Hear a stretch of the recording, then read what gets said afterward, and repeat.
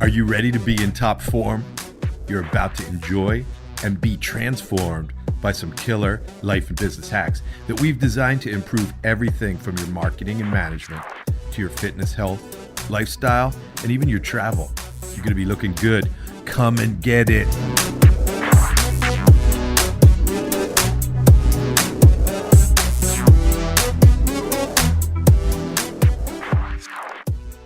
Welcome, everybody, to In Top Form. I'm Dave Freeze. I'm Sikdar. And we're here today to continue on in our series. We did an overview of the client, customer, patient life cycle. And just understanding this makes you more powerful and will almost certainly make you more money. It's going to enhance the experience for your clients, customers, and patients. So far, we gave an overview of that. We also had a show on attention and awareness. And now we're going to do a show on using education to build rapport and then lead into trust and to build trust.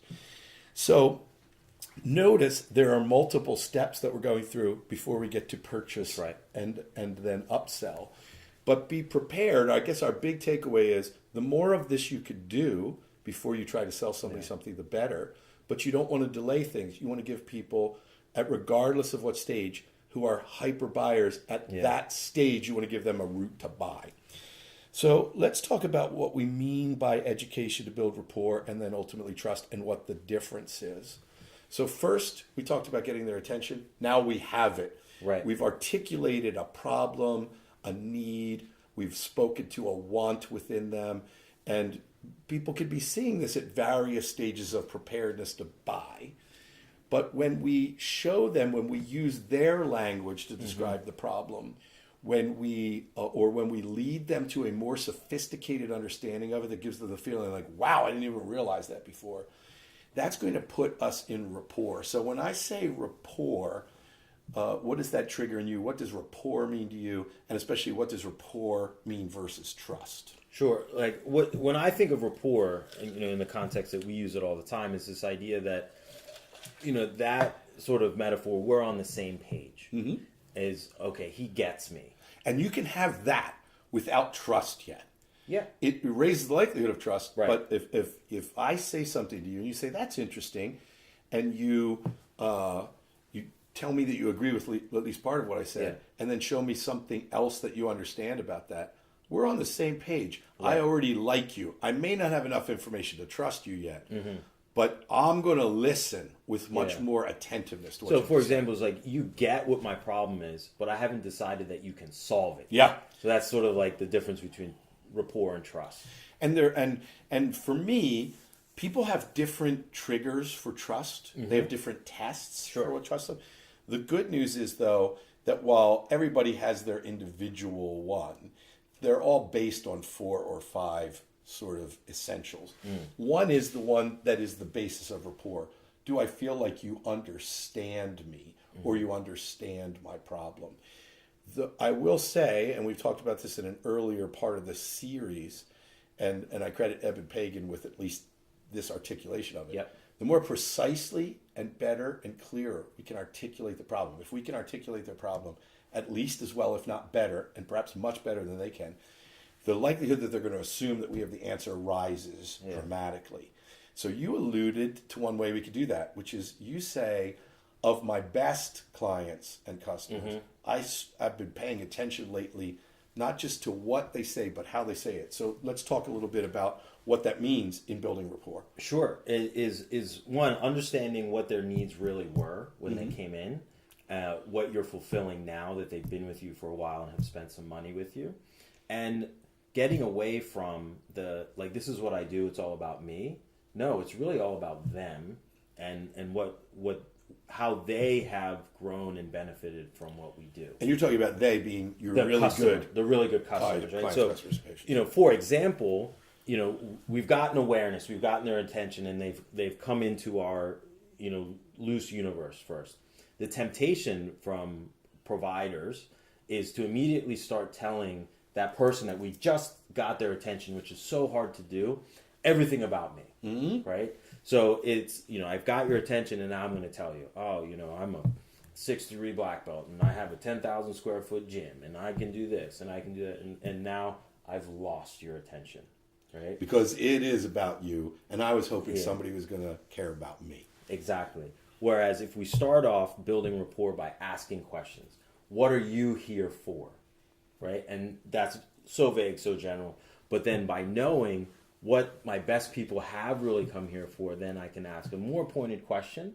And then it feels like, wait, is this guy reading my mind? Mm-hmm. Are we on the same page? So instead of saying, what are you here for? It's like, are you tired of running and boring gym workouts? Mm-hmm. Well, yeah, because I got your attention because, whatever brought you in the first place sort of spoke to that, right? Are you looking for something that is going to be fun, but still challenging and learn more things along the way? But even these things, you're couching in their terminology. Like if you say, are you tired of high interval, training exercise, right. high intensity interval training? That may or may not resonate with those people. Now, if you're dealing with athletes that use that expression all the time, you might use it at this point. Right, and that's my point is like our best customers in this kettlebell program that we offer have told us over and over and over again, we started using kettlebells because we were tired of running. Mm-hmm. And we were bored of going to the gym. Mm-hmm. Now, over and over again. There's two things you should know about this, and this will make a big difference. Most people don't ever pay attention to this. They don't ask anybody. Mm-hmm. When we first teach this to people, they start going back, which is good, to their best clients, customers, patients, and asking them, why did you come here? Remember, though, they're a different person now. They've been with you for a year, 2 years, 3 years. They're going to give you their best recollection. Sure. But it's going to be colored by all this experience. So you do want to ask that. You do want to pay attention to it. You do want to take it with a grain of salt because now they're using your lingo and things. Yep. So you also want to be asking people as they come in. Right, absolutely. And paying real attention to what the novice comes and then within months, you're going to see, or weeks, or sometimes within days, you're going to see, this person that used this expression has turned out to be a really good, like they're showing all the signs of commitment. And so I think that you get the best tactical tools, the language to use when you're talking about it, when to use it, where you go to present that stuff to people. You really get a finessed, nuanced understanding of that by asking people now and paying attention to what they're doing and going back and asking other people. Just remember that the people that have been with you have now adopted a lot of your ways of thinking. They've been indoctrinated. They have been indoctrinated, which we're going to get to. So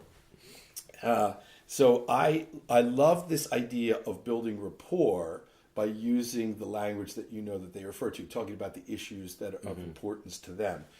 I think that we naturally graduate from rapport when we show them we're on the same page on lots of different issues. So how do you take them from, I know you, I like you, you've caught my attention, but I'm still not sure that you could solve my problem, to, oh, you could solve my problem. So that's the transition from rapport to trust. Rapport to trust. So for me, the big part of establishing trust is me showing that I can meet your expectations, right? So really how we do it in tactical terms is before we're going to have a real physical interaction, I'm going to make sure, depending on what product you're coming in for, it's going to look slightly different, but I'm going to make sure you know exactly what's going to happen when you come and visit. So when you come in, this is what you're going to see, this is who you're going to talk to, this is what you're going to do first, and then second, then third, then fourth. And each step along the way, there's going to be some sort of affirmation and way of building you up along that process. So by the time we get to step 4 or 5, hey, I said these 4 steps were going to happen, and they did. And maybe we gave you a little bit extra that by listening to you along the way, that really showed that, okay, 1, these guys can do what they say they can. They listened to me. Yes. They listened to what my needs and wants were, and they seem to be competent at it. I think most people, once they begin to trust you, assume competence. Yeah. So one of the things that we try to do at that point is show them that we go beyond competence. And we start doing that early. So when someone comes in, we typically know from the intake folks how they got there. We know that. But they may not have told the intake folks the full story. So one of the things I always ask when I sit down is, how did you come to see us? Were you referred by your doctor, financial advisor, your other attorneys, CPAs, family member? who sent you. Right. Implicit in that question is, oh, look who sends people to this guy. Yeah. Implicit in that is, people send people to this guy. So there's a lot going on in that simple question. And I think you're right that by having a clear system and a clear articulation from that from the start allows you to clarify for people what they need, make sure they are a good match with your system, then show them even before they buy anything.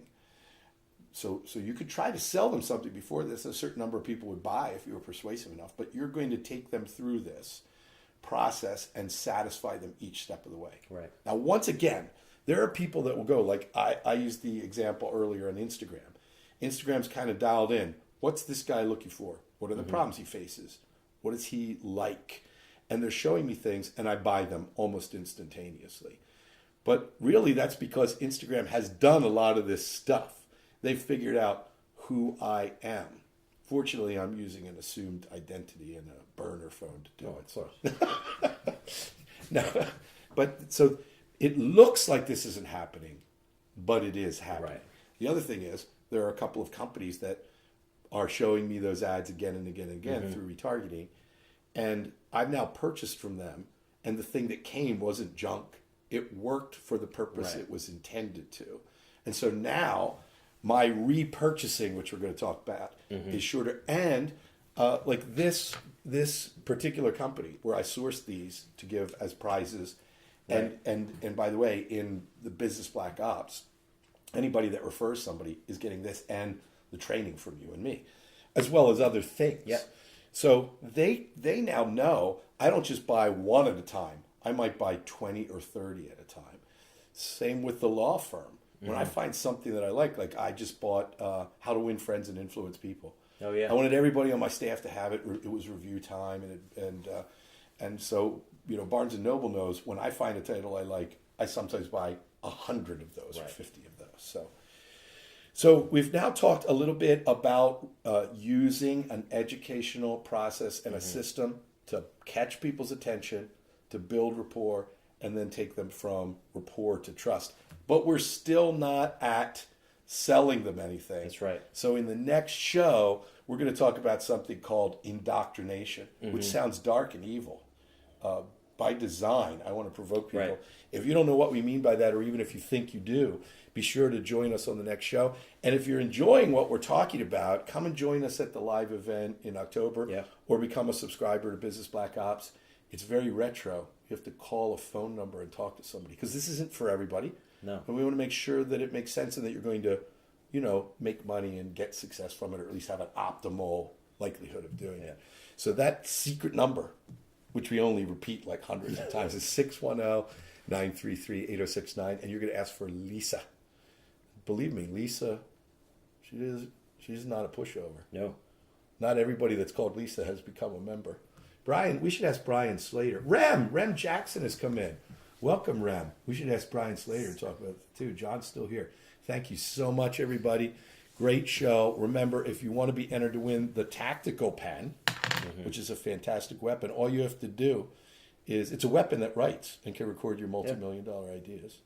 All you have to do is subscribe on YouTube. Let us know. Go to iTunes. Give us a 5-star review or write a review, which would be fantastic. What else do we want them to do, Leslie? And then like we're going our to draw videos, some. share. Like or share our videos. In fact, you can we'll watch. Go ahead and share this one if you're watching. Yeah. And we would love that. When people organically share, whether it's a big or small audience, we get thousands or tens of thousands of more views. So. And when they're watching on their phones, it's really easy to share because you just hit the button and it goes on the list. And we might give one of these away. If people are sharing and we see that, we might just draw from the names that shared today. So by all means, jump on that. You have a very high chance of winning. So thank you, everybody. Remember to be in top form. We'll be back with indoctrination.